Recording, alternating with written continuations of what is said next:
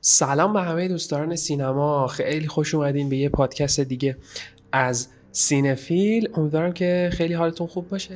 امروز میخوام راجع به یه فیلم خیلی عجیب و خیلی تأمل برانگیز از دهه اخیر سینما صحبت بکنیم. فیلم انمی ساخته دنی ویلنوف که میتونه چالش های خیلی عمیقی تو ذهنتون ایجاد بکنه و باعث میشه که ساعتها، روزها و شاید ماها راجبش فکر بکنیم، چون من خودم که خیلی بعد از دیدنش به فکر فرو رفتم واقعا.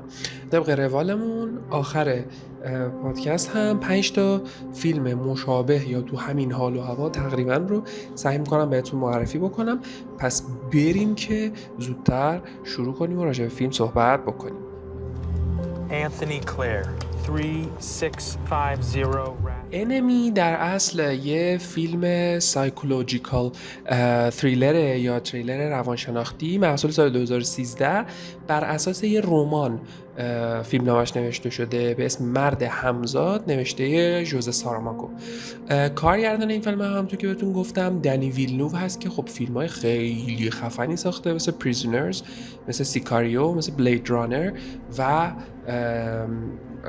فیلم های دون 1 و 2 که حالا قسمت سوم دون هم در حال ساخت هست. و اصلا قدرتی که دنی ویلنوف داره توی روایت داستانهای پرچالش، پرپیچ و خم، پرتعلیق و روایت کردن داستانهای مرموز اصلا مثال زدنیه.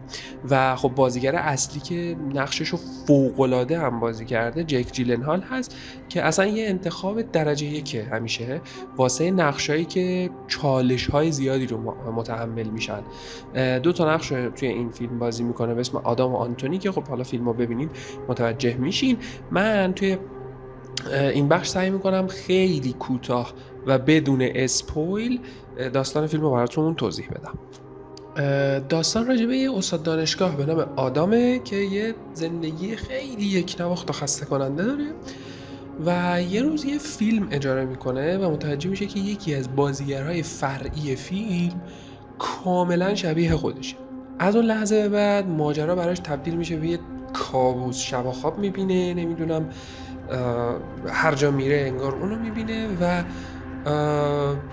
تصمیم میگیره که بره بگرده و اون بازیگر فرعی رو پیدا کنه و وارد زندگیش بشه. سوالی که پیش میاد اینه که واقعا آدم خودش رو دیده یا یکی شبیه خودش رو دیده. سناریوهای عجیبی وجود داره واقعا و اینکه اصلا باید دقیقه به دقیقه فیلم رو دنبال بکنیم تا متوجه اون سرخط فکری دنی ویلنوف بشیم. من یه توضیحی بدم کلا راجع به دنی ویلنوف و حالا سبک فیلم و اینکه کلا این فیلم چه شکلیه. کلا دنی ویلنوف توی این فیلم و مثل خیلی از فیلماش یه سبک مینیمالیستی داره. فضای فیلم زرد گرفته است، یه مقداری حس اضطراب و مثلا چپ شدن و گیر افتادن و اینا رو میده برای شخصیت ها. اصلا سکانس شروع فیلم شما یه چیز عجیب غریب و یه صحنه عجیب غریب می‌بینی با یه ترکیب رنگ عجیب و خیلی سعی میکنه به از لحاظ ذهنی این چیز رو به آدم این موضوع رو بهت تلقین کنه که حس خفقان بگیری از فضای فیلم، از اتمسفر فیلم. و راجب جیک جیلنهال هم اگه بگم یعنی فیت ترین به نظرم بازیگری بود که در این سناریو میتونست جا بگیره. خیلی خوب بازی کرده، 2 تا کاراکتری که بازی میکنه رو به شدت باورپذیر و جالب و خفن بازی میکنه. اندک شباهتی در این 2 تا کاراکتر مشاهده نمی‌کنید به جز قیافه‌هاشون. و موسیقی فیلم هم ساخته دنیل بمبرتونه که من راستش بخواین اولین بار هستش که اسمشون رو میشنوم و ولی خب با توجه به بک‌گراندی که دارن و سابقه‌ای که دارن خیلی موزیسین خفن و درجه 1 هستن. کلا یه حس رازآلود و کابوس وارانه ای اصلا به فیلم داده و یه نمادگرایی داره. نمادگرایی اصلی فیلم چیه؟ شما ابتدای فیلم و در کلا جریان فیلم شما همون که توضیحی که دادم عنکبوت رو زیاد میبینید و سکانس های عجیبی با عنکبوت ها داره. از عنکبوت ها در سکانس های ابتدایی فیلم خیلی استفاده شده. این نماد پردازیه که خب اصلا برداشت های عجیب غریب و متفاوتی رو از فیلم برای آدم های مختلف ایجاد میکنه. ولی چند تا سوال به وجود میاد که من واقعا سوال شخصی خودم هم بود و وقتی فیلمو دیدم اصلا چندین ساعت فقط راجبش سرچ کردم که ببینم این نمادها چه معنایی داشتند. اینکه آیا عنکبوت نشانه ترس از تعهد توی زندگی شخصی یا مثلا یه تصویر ذهنی از کنترلی که بر زندگی آدم ها وجود داره.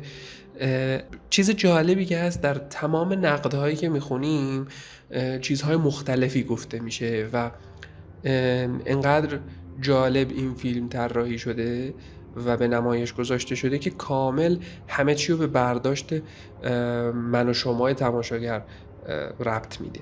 و کلا جنبندی هم حالا بخوام داشته باشم و دیگه زیاده گویی نکنیم راجع به این موارد، کلا من بگم که چرا باید انمی رو ببینیم اصلا و چرا باید بهش علاقه‌مند بشیم. کلا انمی یه فیلم ساده نیست که فقط بشینیم 1.5 ساعت 2 ساعت ببینیم لذت ببریم.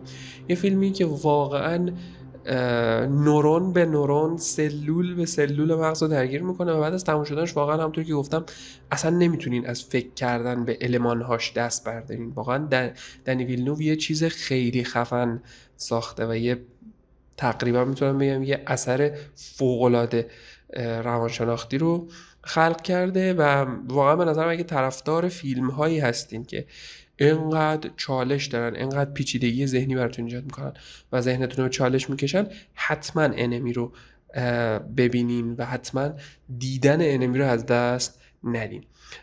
خوشحال میشم که اگر موردی بود یا کامنتی داشتین یا نظری داشتین راجع به مواردی که گفتم یا اگه فیلمو دیدین و خواستین که چیزی اضافه کنین به توضیحاتم، حتما تو کامنت ها اشاره بکنین بهش. من الان من باب قولی که ابتدای ویدیو دادم میخوام که 5 تا فیلم تو همین حال و هوا رو بهتون معرفی بکنم که اگه از انمی خوشتون اومده قطعا این 5 تا فیلمم خیلی براتون جالب خواهد بود. مورد اول فیلم The Machinist، یه تریلر روانشناختی با بازی کریستیان بیل که اصلا از اونجا معروف شد به این که برای هر نقش ان کیلو کم میکنه و فلان و اینا، که حول پماد یه مردیه که با بیخوابی شدید دست و پنجه نرم میکنه. فیلم دومی که میخوام خدمتتون معرفی کنم The Black Swan هست. Black Swan فیلم دومی که میخوام بهتون معرفی کنم فیلم Black Swan هست که راجع به فروپاشی ذهنی یه بالرین با بازی ناتالی پورتمن. فیلم سوم فیلم مالهاند درایو، یه فیلم سورئال از دیوید لینچ که مرز بین واقعیت و خیال رو واقعا تو ذهنتون جابجا میکنه. فیلم چهارم فیلم آندر دی اسکین، بازیگر اصلی هم اسکارلت جوهانسون هست و خب میگم کلا ولی خیلی فیلم عجیبیه به نظر خودم. و فیلم پنجم هم فیلم دانی دارکو که یه تریلر علمی تخیلی پیچیده است، خیلی فلسفی و تم روانشناختی و اینا داره و خب این فیلم رو هم جک جیلنهال بازی میکنه. خیلی خیلی خیلی خوشحالم که تا اینجا ویدیو همراه بودین با هم. امیدوارم که هم فیلم هایی که معرفی کردم هم کلا صحبت هایی که راجع به انمی داشتیم براتون مفید بوده باشه. پیشنهاد بدین که راجع به چه فیلم های دیگه ای میتونیم اینطوری با هم دیگه گپ بزنیم و به قول معروف تولید محتوا داشته باشیم و حتما اگه فیلمی مد نظرتون هست تو قسمت کامنت ها بهم بگین و حتما اگر که از ویدیو از محتوا خوشتون اومد لایک کنین، سابسکرایب کنین، به دوستاتون معرفی کنین ما رو و زنگوله کانال رو هم میتونین بزنین که اگه ویدیو گذاشتیم متوجه بشین. خیلی خیلی مخلصیم. تا ویدیو بعدی، خدا نگهدار.